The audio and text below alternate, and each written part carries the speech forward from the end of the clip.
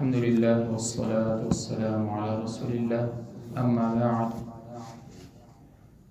رب اشرح لي صدري ويسر لي أمري واحلل عقدة من لساني يفقهوا قولي رب زدني علما اللهم رب زدني علما.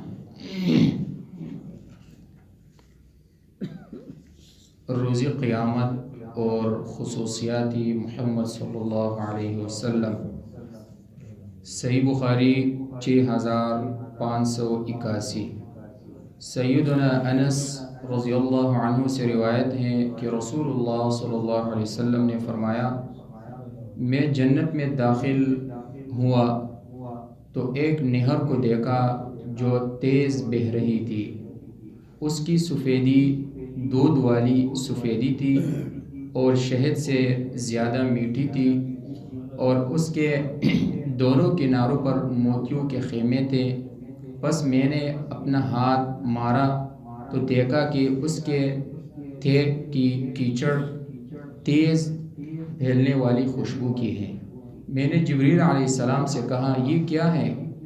اس نے کہا، یہ کوثر ہے جو اللہ تعالیٰ نے آپ کو عطا کیا ہے. اور صحیح بخاری 6579، صحیح مسلم 2292، اردو نمبر 5971.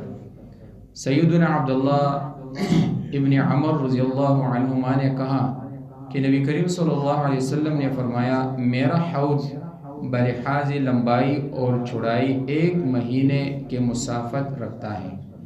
اس کا پانی دودھ سے زیادہ سفید ہے، اس کی خوشبو کستوری سے زیادہ پاک ہے، اور اس کے کوزے نما برتن ستاروں جیسے ہیں.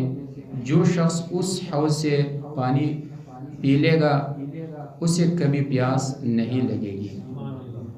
اور صحیح بخاری 6583 میں سہل ابن سعد رضی اللہ عنہ سے روایت ہے کہ نبی کریم صلی اللہ علیہ وسلم نے فرمایا، میں تم سب سے پہلے حوض کوثر پر موجود ہوں گا. جو میرے پاس سے گزرے گا اس کا پانی پیے گا، اور جو پی لے گا وہ کبھی پیاسا نہیں ہوگا. صحیح مسلم 247. سیدنا ابی ہریرہ رضی اللہ عنہ سے روایت ہے کہ رسول اللہ صلی اللہ علیہ وسلم نے فرمایا، بے شک میرا حوض اتنا بڑا ہے جتنا ایلا مقام سے عدن مقام دور ہے. وہ برف سے زیادہ سفید اور شہد سے زیادہ میٹھا ہے. اس کے برتن ستاروں کی تعداد سے زیادہ ہیں، اور میں لوگوں کو اس سے اس طرح ہٹاؤں گا جس طرح کوئی آدمی اپنے حوض سے اونٹوں کو ہٹاتا ہے. لوگوں نے کہا، اے اللہ کے رسول صلی اللہ علیہ وسلم، کیا آپ صلی اللہ علیہ وسلم اس دن ہمیں پہچان لیں گے؟ فرمایا، ہاں، تمہاری ایک نشانی ہے جو کسی دوسری امت کی نہیں. تم میرے پاس وضو کی وجہ سے اس حالت میں آؤ گے کہ تمہارے وضو کے اعضاء چمک رہے ہوں گے. اور صحیح بخاری 7335، صحیح مسلم 1391. سیدنا ابو سعید الخدری رضی اللہ عنہ سے روایت ہے کہ رسول اللہ صلی اللہ علیہ وسلم نے فرمایا، میرے گھر اور ممبر کے درمیان جنت کے باغوں میں سے ایک باغ ہے، اور میرا ممبر میرے حوض پر ہے. اور مسند احمد میں روایت ہے، جلد نمبر 2 صفحہ نمبر 450 میں، وہ اسنادہ حسن، صحیح روایت ہے. ابی ہریرہ رضی اللہ عنہ سے روایت ہے کہ رسول اللہ صلی اللہ علیہ وسلم نے فرمایا، بے شک میرا ممبر جنت کے دروازوں میں سے ایک دروازہ پر ہے. لیکن یہ حدیث بھی یاد رکھیے محترم بھائیو کہ یہ بھی صحیح بخاری میں 6583 ہے. نبی کریم صلی اللہ علیہ وسلم نے فرمایا، میں اپنے حوض کوثر پر تم سے پہلے موجود ہوں گا. جو شخص بھی میرے طرف سے گزرے گا وہ اس کا پانی پیے گا، اور جو اس کا پانی پیے گا وہ پھر کبھی پیاسا نہیں ہوگا. اور وہاں کچھ ایسے لوگ بھی آئیں گے جنہیں میں پہچانوں گا اور وہ مجھے پہچانیں گے، لیکن پھر انہیں میرے سامنے سے ہٹا دیا جائے گا. اور 6584 صحیح بخاری میں یہ ہے کہ رسول اللہ صلی اللہ علیہ وسلم نے فرمایا، میں کہوں گا کہ یہ تو مجھ سے ہے، یعنی میری امت ہے.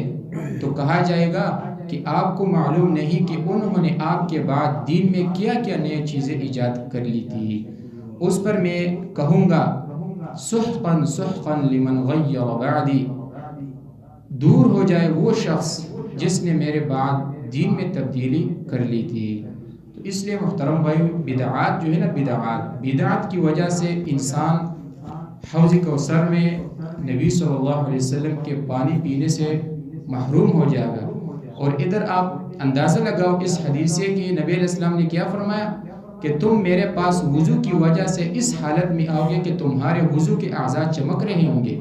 یہ وہ لوگ ہیں جس نمازیں پڑھتے رہیں گے، یہ جو ہے نا ہر قسم عبادت کرتے رہیں گے، اس کے سامنے جائیں گے لیکن پھر اس کو ہٹا دیا جائے گا۔ یہ نہیں کہ بے نمازی لوگ ہیں، نماز بھی پڑھتے رہیں گے، وضو بھی کرتے ہوں گے، لیکن اس کے باوجود اس کو ہٹا دیا جائے۔ کیونکہ انہوں نے دین میں نئے نئے کام ایجاد کیے ہیں، بدعات ایجاد کیا ہے۔ تو جو دین میں بدعات ایجاد کرتے ہیں محترم بھائی، قیامت کے دن نبی صلی اللہ علیہ وسلم کیا فرمائے گا، سحقا سحقا لمن غیر بعدی، دوری ہو اس کو جو میرے دین کو تبدیل کیا ہے میرے بعد۔ تو جتنے بھی بدعات ہیں اس سے اجتناب کرنا چاہیے۔ ہر مسئلے پر قرآن اور حدیث کا دلیل ڈھونڈو، پوچھو علماء سے کہ کیا اس پر کوئی دلیل ہے کہ نہیں۔ مثال کے طور پر نماز کے بعد اجتماعی دعا، لوگ اس کو صحیح جو ہے نا لوگوں کو پابند کرتے ہیں کہ بس اجتماعی دعا کرنا ہے، اس کے بغیر لوگ اٹھتے ہی نہیں ہے اور اپنے اوپر لازم کر دیتے ہیں۔ تو یہ اللہ کے رسول نے لازم نہیں کیا ہے، تو ہم کیسے اس کو لازم کریں؟ جب اللہ کے رسول صلی اللہ علیہ وسلم نے لازم نہیں کیا، ہم لازم کرتے، اس کو بدعات کہتے ہیں۔ اس کے علاوہ اور بھی کئی مثالیں ہیں، لیکن وقت کی مختصر ہونے کی وجہ سے وہ مثال میں نہیں بیان کروں گا۔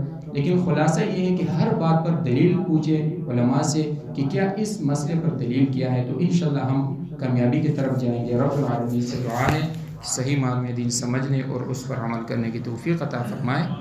هذا من عند والله اعلم بالصواب۔